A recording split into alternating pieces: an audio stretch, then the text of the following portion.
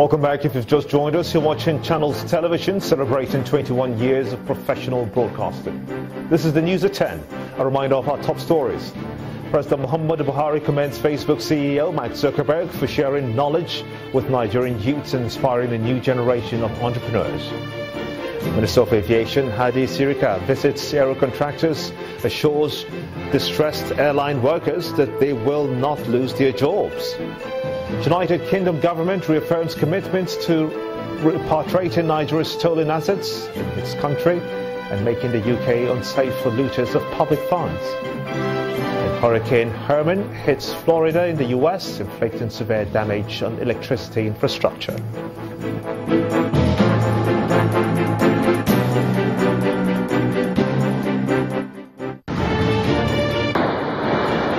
Stories can be found on our website, is channelstv.com, and on youtube.com/channelsweb. Do visit m.channelstv.com to view us live on your mobile device. You can also download the Channels TV app for Android, iOS, and Windows phones from their respective stores. Besides the news and updates, the Channels TV app has an eyewitness feature. We encourage you to use it. To share those pictures, videos, or news of happenings around you, just install the app and tap and swipe to reveal the eyewitness menu and follow the instructions.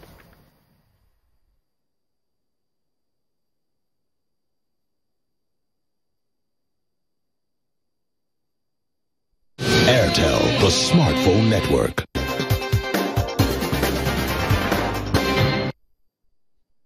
Well, here are some pictures you sent to our eyewitness portal, and we'll begin first with this photo sent in from Oshopa, London area in Lekki, Lagos State. Our eyewitness reporter calls on the state authorities to construct deeper drains there to ease free flow of water. Similar to that is this photo sent in from Warri South local government area in Delta State. It also shows a flooded street.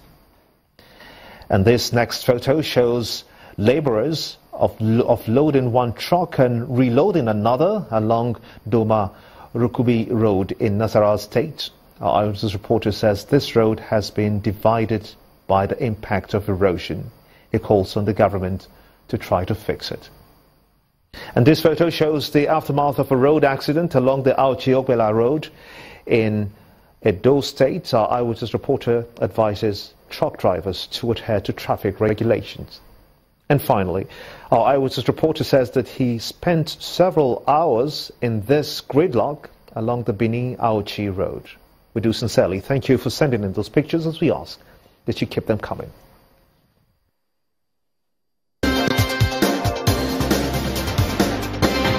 Airtel, the smartphone network.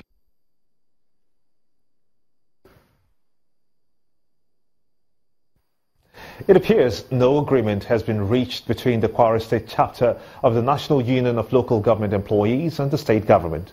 The workers are insisting that the government has withheld nearly 4 billion naira meant for the settlement of salary arrears, a claim the government has dismissed.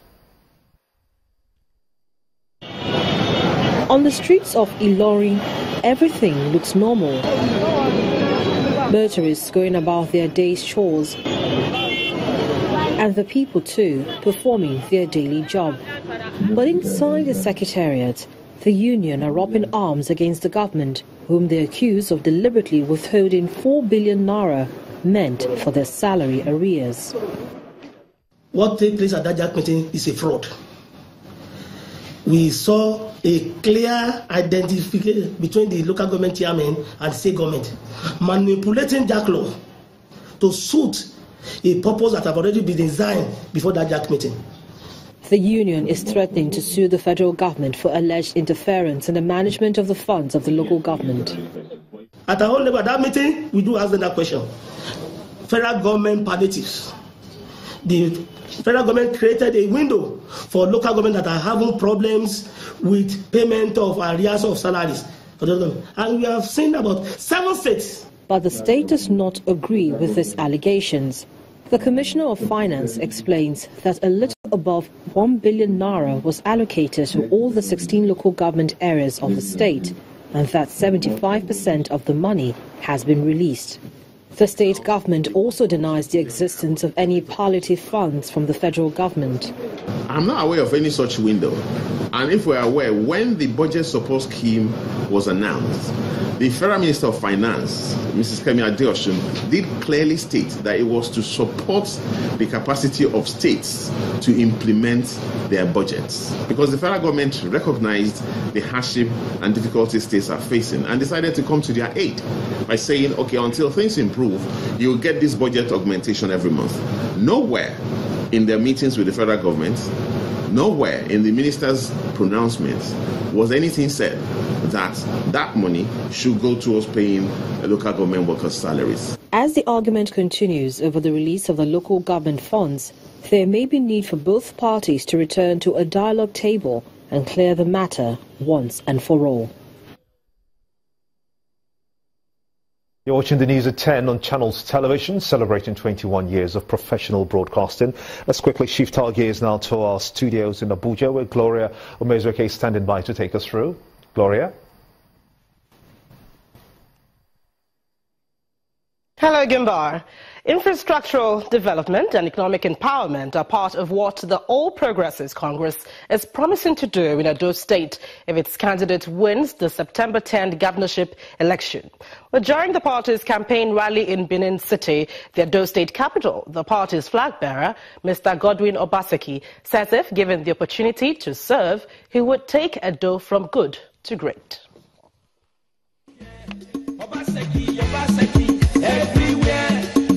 Traders and artisans of the Evarike spare part market in Benin City, the Edo State capital, are out to receive the campaign train of Mr. Godwin Obaseki, governorship candidate of the All Progressives Congress at the September 10th governorship poll. APC, we are very for development, for infrastructures, APC. Party leaders in the state say they have full confidence in their candidate to deliver the manifesto of the APC, which they tag a manifesto of continuity. Don't vote with your heart. Vote with your heart and your tongue for APC. You will get more progress, more development. For us, our greatest source of strength, indeed, our only source of strength, is our bond with the people of Edo State. May God bless you as you vote APC, so that our country, our state will continue to grow from strength to strength. APC! Then the party's candidate, Mr. Godwin Obaseki, rails out his developmental plan for Edo State. It says education, development and women empowerment are some of what he has in his agenda. I will continue where comrades stop. I will start to do the road what we never do yet. We don't do Ego Road, not be so. We don't go road go channel 55. Not be in our own remain. Textile Road. Is there, Abi? I go do Textile Road for now. The spare parts traders also pledged their support for APC. From my mind, from my heart, that come September 10, we all will come at a mass and cast our vote for our brother, our uncle, Godwin Obaseki. And if this crowd is a true reflection of the electorate's support for the party, the September 10th outing at the polls will tell.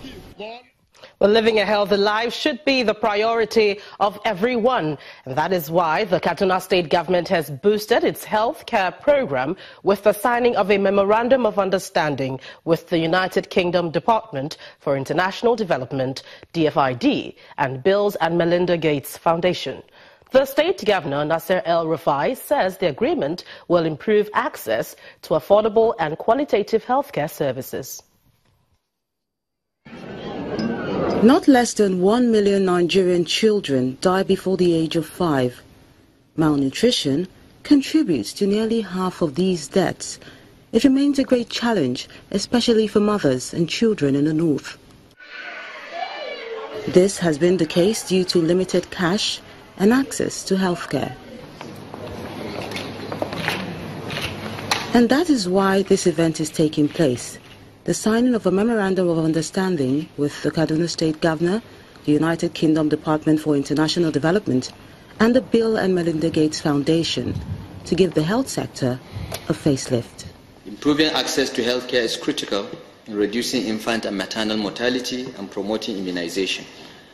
Our primary healthcare centers represent the closest points of access to our citizens. We therefore take seriously our obligation to create opportunity for all families to live healthy and productive lives.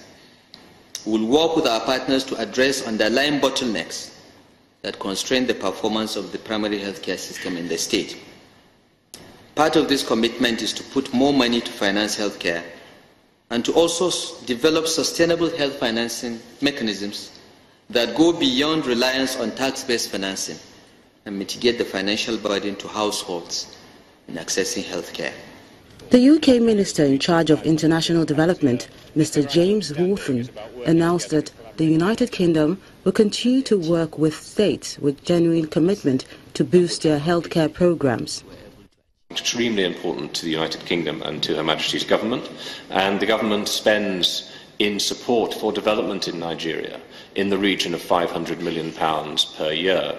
This memorandum arises out of a frank assessment of the health challenges faced in Kaduna State.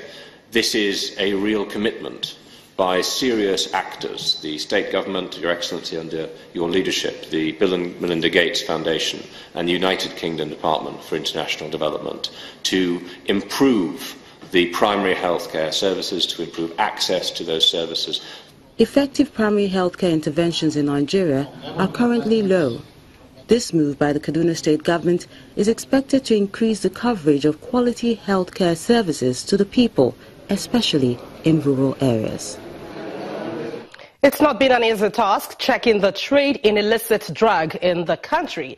The special task force set up to check the cultivation of cannabis in most states is facing a running battle with dealers to stop the trade. Oyo State is an example where task force is making steady efforts to stop the cultivation of cannabis. It's a journey of nearly 2 hours from Ibadan tollgate to the Lagos-Ibadan expressway. The convoy, comprising armed soldiers and other operatives, finally arrived at Onigambari in Oluyole local government area of Ibadan. They hold a short operation meeting and then proceed through this narrow road. And then staring them is this big farm of cannabis sitting on over 58 hectares of land.